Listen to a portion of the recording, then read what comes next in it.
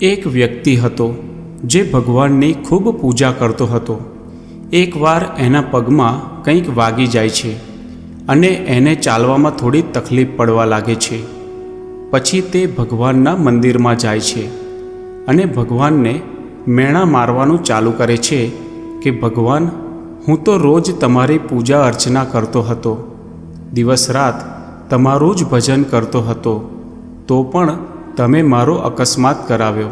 આ વ્યક્તિ જ્યારે રાત્રે સૂતો હોય છે ત્યારે ભગવાન એના સપનામાં આવે છે અને તેને એ અકસ્માતની ઘટના ફરીથી બતાવે છે અને કહે છે કે આ કોઈ મામૂલી અકસ્માત નહોતો, આ એક ખૂબ ભયંકર અકસ્માત થવાનો હતો, જેમાં તારું મૃત્યુ નક્કી જ હતું. તો ક્યાંક ને ક્યાંક તારા કર્મ, તારી પૂજા અર્ચના, મારું નામ, આ બધું લેવાના કારણે આટલો મોટો અકસ્માત એક નાના એવા સામાન્ય અકસ્માતમાં બદલાઈ ગયો. તને ખાલી જરાક એવું પગમાં વાગ્યું છે. ત્યારબાદ તે વ્યક્તિ સમજી જાય છે કે ભગવાનને કારણે એ કેવડી મોટી સમસ્યામાંથી બહાર આવ્યો છે. એટલે દોસ્તો, ભગવાન જ્યારે પણ આપણી પરીક્ષા લે ત્યારે એ આપણને એના લાયક બનાવે છે કે આપણે આપણા જીવનમાં સફળ થઈ શકીએ. ભગવાન દુઃખને ક્યારેય ઓછું નથી કરતા અને ના તો આપણા જીવનમાંથી દુઃખોને હટાવે છે. દુઃખ તો આપણે આપણા જીવનમાં ભોગવવું જ પડશે. દુઃખ તો આપણા જીવનમાં આવશે જ, પણ એ દુઃખો સામે લડવાની ક્ષમતા, એ દુઃખો સામે લડવાની શક્તિ આપણને ભગવાન જરૂર આપે છે. અને જ્યારે આપણી અંદર દુઃખ સહન કરવાની શક્તિ આવી જાય છે ત્યારે એ દુઃખ આપણને દુઃખ નહીં લાગે. દોસ્તો, ઘણીવાર ભક્તો અને સાધકોના જીવનમાં એવો સમય આવે છે જે સમયે તેઓ પોતે ખૂબ પરેશાન થઈ જાય છે. એવા સમયે વિશ્વાસ પણ ડગમગી જાય છે.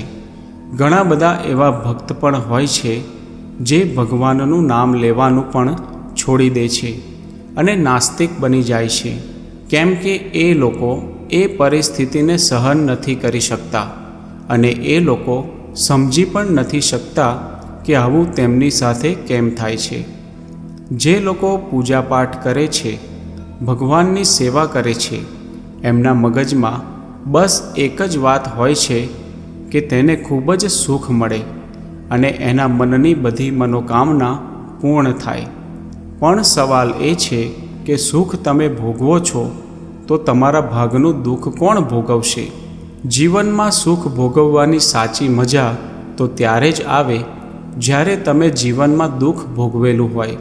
કેમ કે આપણે કોઈની લીટીને ટૂંકી કરવી હોય તો એની બાજુમાં ખાલી એક લાંબી લીટી દોરી દો, એટલે પહેલી લીટી એની મેળે જ ટૂંકી થઈ જશે.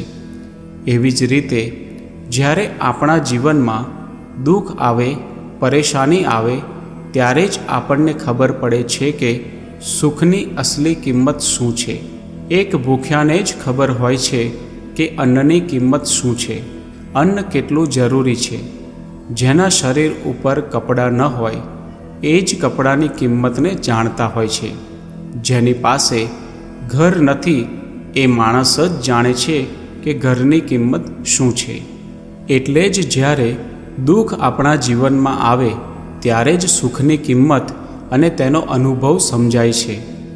આમ તો આ દુનિયામાં એવો કોઈ વ્યક્તિ નથી જેણે જીવનમાં સુખ અને દુઃખ બંનેનો અનુભવ ન કર્યો હોય. દુઃખ અને સુખ બધું કર્મો પર આધારિત હોય છે. કોઈ વ્યક્તિ એવા કર્મ ન કરી શકે કે ફક્ત એને સુખ જ મળે, પછી કોઈ વ્યક્તિ એવા કર્મ પણ ન કરી શકે એને ફક્ત દુઃખ જ મળે. પૂર્વજન્મથી જ આ કાર્ય ચાલતું આવ્યું છે. એટલા માટે દુઃખ પણ ભોગવવું પડે છે અને સુખ પણ ભોગવવું પડે છે. પ્રકૃતિનો પણ આ જ નિયમ છે. જ્યારે આપણે પૂજાપાઠ કરીએ છીએ ત્યારે ભગવાન આપણી પરીક્ષા લે છે. ત્યારે આપણે આ બધી વાતોને સમજી નથી શકતા કે તેઓ આપણી પરીક્ષા શું કામ લે છે. જે લોકો પૂજા ખાલી એટલા માટે કરે છે કે એના જીવનમાં ક્યારેય પરેશાની ન આવવી જોઈએ, એને ક્યારેક નાની એવી મુસીબત આવી જાય તો તે સીધા જ ભગવાનને ફરિયાદ કરવા લાગે છે. ભગવાનને સવાલ કરવા લાગે છે કે હું તો તમારી રોજ પૂજા કરું છું, હું તો તમારો ખૂબ મોટો ભક્ત છું, તો પણ મારા જીવનમાં સમસ્યાઓ કેમ આવે છે? એક બીજું ઉદાહરણ સમજીએ. એક વ્યક્તિ મરચાં ખાઈ રહ્યો હતો. જ્યારે તેને તીખાશનો અહેસાસ થયો ત્યારે તેણે એક ગોળની ભેલી ખાઈ લીધી અને એને આરામ થઈ ગયો. ત્યારે એ વ્યક્તિને બીજો વ્યક્તિ પૂછે છે કે શું મરચાંની તીખાશ ખતમ થઈ ગઈ? ત્યારે પહેલો વ્યક્તિ જવાબ દે છે, નહીં, બિલકુલ નહીં. મરચાંનું તીખાપણું તો એટલું જ છે, પણ ગોળે મરચાંના તીખાપણાને સહન કરવાની શક્તિ આપી દીધી, જેના લીધે મને જરાય એવું નથી લાગ્યું કે મેં મરચાં ખાધા છે. ભગવાન આપણા જીવનમાં જે કંઈ પણ ભાગ ભજવે છે, આપણા જીવનમાં એનું જે પણ કાર્ય હોય છે એ આપણને એટલી ક્ષમતા પ્રદાન કરી દે છે, એટલી શક્તિ આપી દે છે કે આ દુઃખ આપણને દુઃખ જ ન લાગે.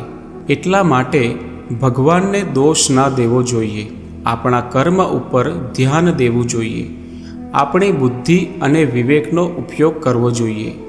ભગવાન આપણી અનેક રીતે પરીક્ષા લેતા હોય છે અને આપણને સંકેતો પણ આપતા હોય છે. ભગવાન આપણી પરીક્ષા લઈ રહ્યા હોય છે ત્યારે ઘણીવાર એવું બને કે આપણે જમવા બેઠા હોઈએ, દરવાજા ઉપર અચાનક કોઈ વ્યક્તિ આવી જાય જે ભૂખ્યો હોય, અથવા કોઈ માગવાવાળો હોય, અથવા કોઈ જનાવર હોય જેવા કે કૂતરો અથવા ગાય આવી જાય અને એવા સમયે આપણે આપણી થાળીમાંથી રોટલી ખવડાવી દઈએ છીએ. એનો મતલબ છે કે ભગવાન પ્રસન્ન થઈ જશે.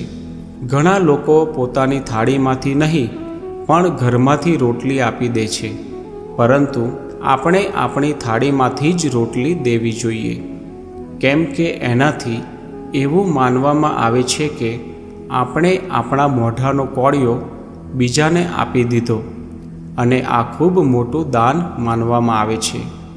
તમને અગર આવા લક્ષણ જોવા મળે તો સમજી લેવું કે ભગવાન આપણી પરીક્ષા લઈ રહ્યા છે. ઘણી વખત ભગવાન આપણી પરીક્ષા આવી રીતે પણ લે છે કે આપણે ક્યાંક જઈ રહ્યા હોઈએ અને રસ્તામાં કોઈ વ્યક્તિ એવી હાલતમાં મળે કે તે ઠંડીથી ધ્રુજતા હોય અને અચાનક આપણા મનમાં એવો ભાવ પ્રગટ થાય કે આપણે એ વ્યક્તિને ધાબળો અથવા કંઈક ઓઢવાનું આપી દઈએ છીએ. તે પણ ખૂબ મોટું દાન માનવામાં આવે છે. કોઈ ભૂખ્યાને ભોજન કરાવવું અથવા કોઈ જરૂરિયાતમંદને દાન આપવું, આવા કાર્યો કરવાથી ભગવાનની કૃપા હંમેશા આપણા ઉપર બની રહે છે. બસ આપણે ક્યારેય પણ ભગવાન ઉપર આપણો વિશ્વાસ ડગમગવા નથી દેવાનો, કેમ કે તેઓ સદાય આપણી સાથે જ રહે છે. તમે સુદામાજીનું દ્રષ્ટાંત પણ જરૂર સાંભળ્યું હશે.